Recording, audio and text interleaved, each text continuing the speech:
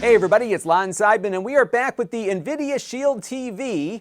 And this is kind of like the gift that keeps on giving, because 6 years into its life, it is still getting regular updates. Now, some of you may not be too pleased with the update that was just pushed down, though, because they have now added what is essentially mandatory advertising on your home screen.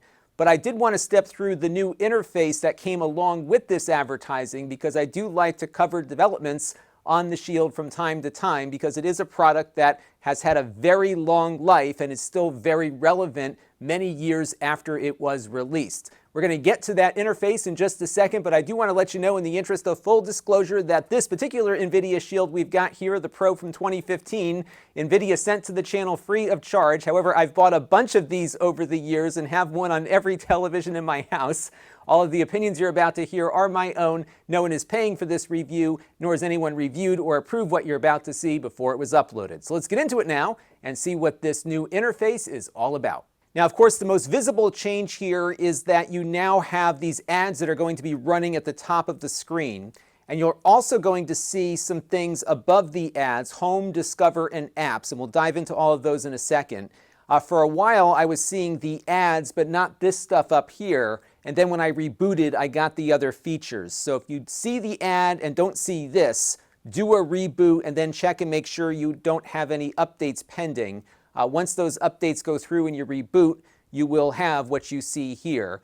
Now, for the most part, the interface kind of follows a similar design from what we had earlier. So you can still set your favorite apps here on the top row, and then you have these little trays that get generated by the apps themselves. And if you scroll all the way down to the bottom, you can choose which channels that you see there. So for example, if I wanted to add Plex to the mix here, I could just click on that option and get Plex now on screen. And then if I navigate to that Plex row here and go to the left and then hit my button here, I can move this up and reorganize it. And again, this works very similar to how it worked before, in that each app has some things that it can display here, and you can choose which of those things that it gets. Now, the big change here, of course, is the advertising. And if you leave your remote hovering over an ad for a length of time, it's going to cut to a video advertisement. So that's something I wasn't happy about, because I didn't ask for this and I can't opt out of it. But unfortunately, that's how this works. So you'll definitely want to keep your remote lower so you don't have those ads kick in when it goes idle. This, unfortunately, is the industry trend. Every one of these TV boxes now will put ads in front of you, because they make more money off the advertising than they do off selling you the box itself. Although I think Nvidia did have some margin baked in on these Nvidia Shield boxes to begin with. My guess here is that they had some agreement with Google, and Google kind of drives the ship on the operating system. So here you go. You will find some ways to prevent this ad thing from appearing. You can actually uninstall this launcher. But at some point, there's going to be an Android update that'll get pushed down, and the launcher that you see here will be the default one. So I don't think you'll be able to get away from these ads for long, unfortunately. Now, the other feature might be useful, especially for people like me who never know what to watch. That is the Discover feature up here. This is something we talked about when we reviewed the Chromecast with Google TV recently. This will provide personalized recommendations from different apps that you're subscribed to based on what it thinks you like. That's creepy, of course, because they are using data based on your prior behavior to predict what you might like. That's why this is an opt-in at the moment, at least. And if you do opt in, which I'm going to do in a second, I'll show you how to set it up. So let me go get that account attached, and we'll take a look and see what our options are. All right, so after I attached my Google account, it gives me an option based on the apps that you see on screen here for recommendations. Oddly, it didn't include YouTube in this, which you think it would do, given that that is a Google property. Now, I'm guessing that these apps are paying to be part of this recommendation engine. So this is kind of an extension of the advertising thing. But I'm going to enable here Discovery Plus, which I'm subscribed to, but I don't think I have installed in this particular box. I'm also going to enable Peacock, and I think Philo is free. So we'll enable that one, and we'll leave it there. And then I'll click Confirm. And now it's going to build some personalized recommendations for me. So with those preferences set, we can kind of browse through the options here and see what's available. Of course, they've got an ad section up here. but this is the stuff that it generated as top picks for me. And I have to say, I think it did pretty well here, picking things that I might like to watch, because lately I've been on a sci-fi and UFO kick, and that is what it's giving me here for the most part. Now, what it will do is give you things across different services. So Ascension here is on Prime Video. This Star Wars Lego thing is on Disney Plus. This is the Newsroom on HBO Max. And then this one here, Solo, is a movie that I bought on Blu-ray, but it had one of those Movies Anywhere tickets on it, so I have it available in my Google account. So it's doing pretty good here, I think, making recommendations for me, so that's pretty cool. And then I can go down lower here and find some other things that I might like to watch in different genres. Now, this is, again, not an altruistic effort by Google, because I don't see anything in here from Netflix, and that's likely because Netflix doesn't want to pay Google to be a part of this. So unfortunately, this is not going to be a universal recommendation engine, which is kind of lousy, because I do want to see what I have available to watch, irrespective of whether or not somebody wants to pay Google for it, but that's what it is.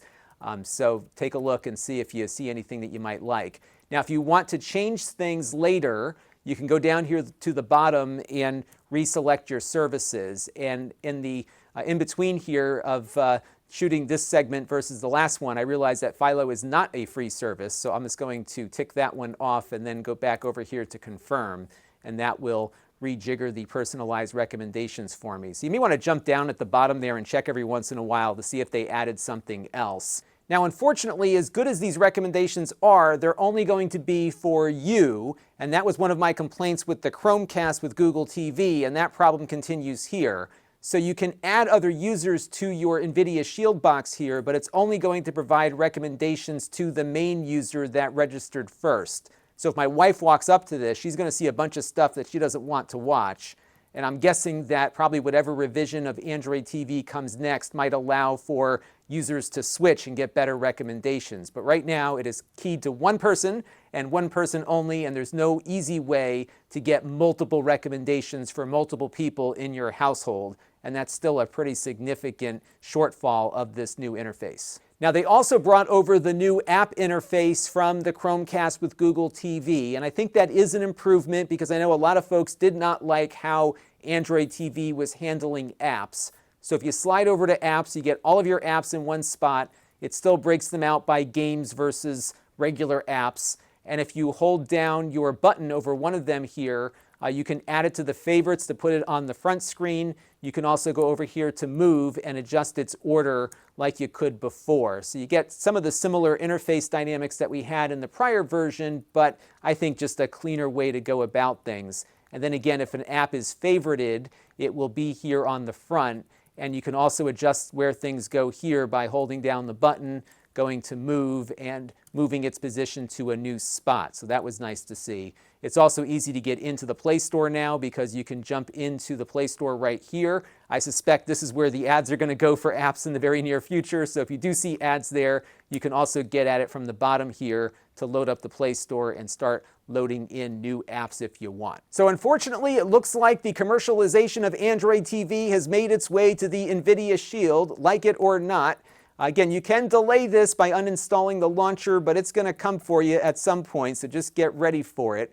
And we've been shielded, if you will, for a long time from this kind of stuff, because this has always been the high-end, high-performance enthusiast device. Now it looks like every other $25 Android TV you might pick up at a department store. I do think the Discover feature here has a lot of potential, but it doesn't have the multi-user support yet. And of course, it's not complete, because not everyone is paying to play here. And it's unfortunate that such a useful feature is only half of what it could be, especially because things like Netflix aren't a part of it. So this is going to be what it is, like it or not. It doesn't actually impact the performance of the device at all. Plex and everything else that I do with my Shield has been fine, but it's a change, and this is a change that you will have no choice but to accept. That's going to do it for now. Until next time, this is Lon.TV. Thanks for watching. This channel is brought to you by the Lon.TV supporters, including gold level supporters Chris Allegretta,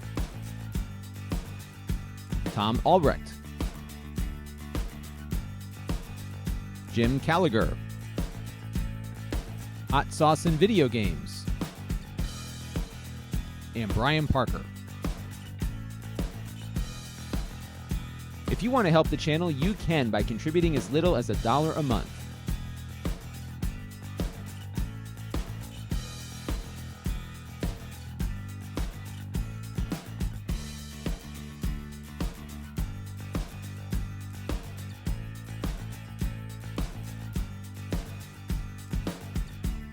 Head over to Lon.TV/support to learn more.